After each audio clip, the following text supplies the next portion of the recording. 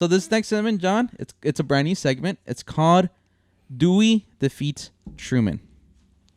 Do you know the story behind that headline? Dewey defeats. I wish you had told me this in advance, but I think I know a little bit. Okay. I think the headline came out and it was inaccurate. Exactly. So Like there's pictures of the newspaper. it was an incorrect banner headline on the front page of the Chicago Daily Tribune, John, on November 3rd, 1948, the day after Harry S. Truman, the incumbent president, won. It was actually an upset victory over the Republican challenger. He was the governor of New York, Thomas E. Dewey. He was the favorite in the 1948 presidential election, and Truman beat him. Right. So the newspaper was confident that Dewey was going to win, that they printed with heavy confidence this headline, Dewey defeats Truman. And there's this famous picture of President Truman holding up that headline in triumph, you know?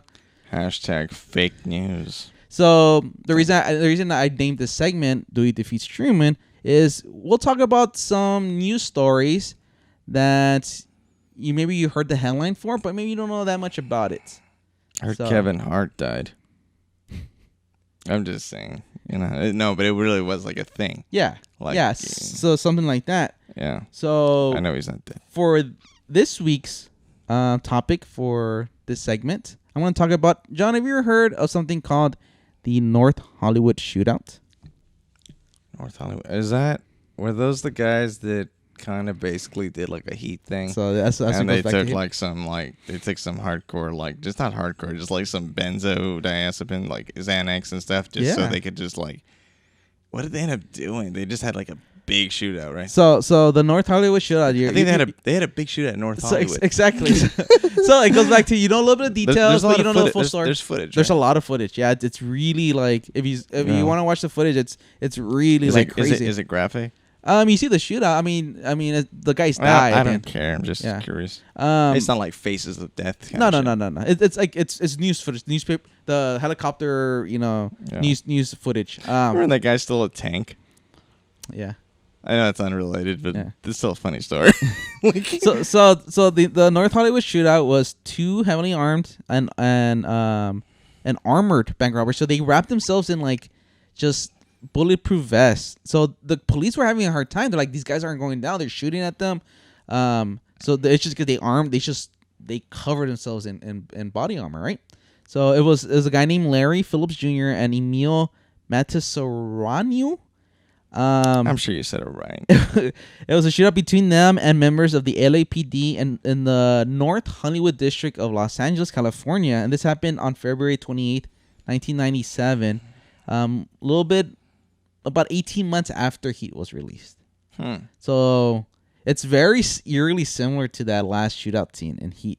Where did they both get killed? So both robbers were killed, and 12 police officers and 8 civilians were injured. And numerous vehicles and other property were damaged or destroyed by the nearly 2,000 rounds of ammunition fired by both the robbers and the police.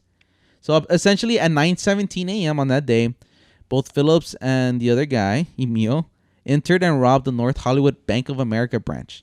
The two robbers were confronted by LAPD officers when they exited the bank. They closed at 4 p.m.? It's ridiculous. They were open at this time, John. They were open at this time. Yeah, I was just saying, who closes their bank at 4 p.m.? Bank of America. Bank does, yeah. And that's why they're having issues. They've been having issues since the 90s, John. Most people, I know. These guys are probably like, 4 p.m.? Yeah. I'll show you. Exactly. Because people don't even get out of work by 4. A lot of people. So you gotta be there before 4 p.m. I'm not saying I understand why they did it or they should have done, but I get 4 p.m. can piss people off. Yeah. So they're confronted by police officers. They try to flee the scene. 4 p.m. So Phillips was on foot, and Emil, he was their getaway driver. He got their getaway vehicle, and as he was trying to pick up the other guy, they were exchanging fire with the officers. They continued to shoot out through a residential street adjacent to the bank until Phillips, the guy who was on foot, he was mortally wounded. He succumbed he shot himself essentially, and then the other guy, the one driving the car, he was incapacitated. Essentially, they blew away his tires. Cappuccino. Yeah. And he bled to death from Copenhagen. So the only thing that they weren't covered in armor were their legs. So he got shot up in the legs, and they were. No, it's true. I don't know. It's like we should have done the legs. So these guys, they were believed to have robbed at least 2 other banks using similar methods like this. Why weren't those like well publicized though? Because they didn't have a shootout with it. Okay. Yeah. So they went in armed, but this time the cops were showed. Exactly. They met up with the cops. Yeah. So and they were also suspects in 2 other armed car robberies. So it was after this that the cops were really underarmed. Like they didn't have the firepower to combat these guys. Actually, I did read something a long time ago saying this literally changed like LAPD resources. They had to go to local gun shops to get more powerful. They didn't have enough. These guys had way more powerful weapons than the LAPD. And I'm saying like literally that's what I read. Like it's like we can't. We already know we're overmatched. We need more resources. Yeah. Which is very justifiable at that point. Yeah. And the Bank of America is like, we'll stay open until 4:30. No, it's still 4, guys. It's still 4 p.m. Central Standard Time. Is it? Yeah, unless it's a weekend. Unless they changed it recently. I don't know. Well, I'm sure it's 4 p.m. everywhere, isn't it? Wouldn't it? I don't think it's just Central Time. Every branch here in our South Texas region that we live in, of San Antonio, Texas, is where we're located. Mm-hmm. Yeah, they're all 4 p.m. as far as I know. Mm-hmm. I'll fact check that while you keep going. No, so yeah, I mean, it's in the aftermath, obviously there's a lot of controversy because 9 a.m. to 4 p.m.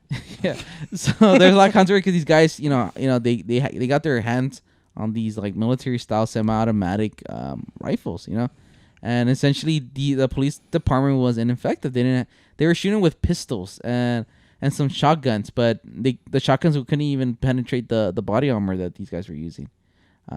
So it did change the way we started across the country arming police departments and SWAT teams as well. Okay, so it wasn't just LAPD; it was the whole country. Yeah, I mean, I'm sure it's a trickle effect. Yeah, exactly. I mean, one of the interesting things that came out of this, one of the children of one of the shooters, they filed they actually filed a lawsuit against members of the LAPD. This is what they claimed, that their father's civil rights had been violated, that he was allowed to bleed to death. The lawsuit actually was tried in the United States District Court in February and March of 2000, and it ended in a mistrial with a hung jury. It was the family later dropped the suit, and they agreed to dismiss the action with a waiver of malicious prosecution. I like those fancy terms that just get people out of getting in trouble. Right. I'm not saying I'm not saying he deserved. I'm not taking a side. I'm just saying it's weird. Yeah. No, that was a weird little aftermath. The year following the shootout, 18 officers of the LAPD received the Departmental Medal of Valor for their actions. They met with President Bill Clinton. I have a few of those. In 2000, they actually made a film about the incident. I bought them off eBay. In 2003, it's titled 44 Minutes, John, the North Hollywood Shootout. You seen it? No, I haven't seen it. It's probably interesting. Yeah. You know, it was a good one, the Pizza Bomber one. Oh, the documentary on Netflix. Yeah. Maybe we'll do one. We'll do a Dewey defeats Truman segment on that one sometime in the future. Yeah. But yeah, so it's a little interesting tying story with Heat. They never came out and said, "Hey, we're inspired by Heat," but you can see a lot of like the eerily, similar, instances. They were both, semi-automatic weapons, just like the characters in the movie. They were, heavily armored. They had a very big shootout in L.A. too. That's what's crazy. They protected their shins. Yes.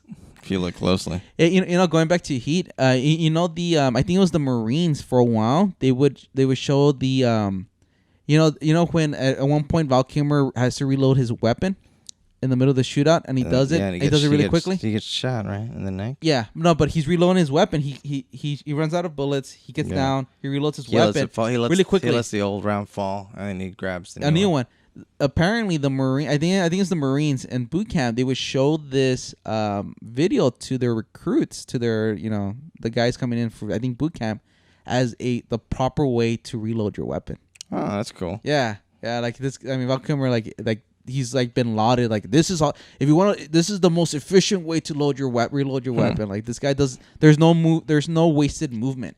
Or he's just like the laziest like boot camp guy. He's like, I'll just put on heat, right? Yeah, he's like the lazy teacher, right? Like we all had the teacher in school where they were hungover. Yeah, was the John Mulaney joke? Yeah, where he's like, oh yeah, he had a teacher. Yeah, he's like going out drinking with one of his teacher friends. He's like, don't you teach them? Or she's like, I'll just show a video. It's like, that's that why they did it? Yeah. Is that why teachers show videos? Yeah. So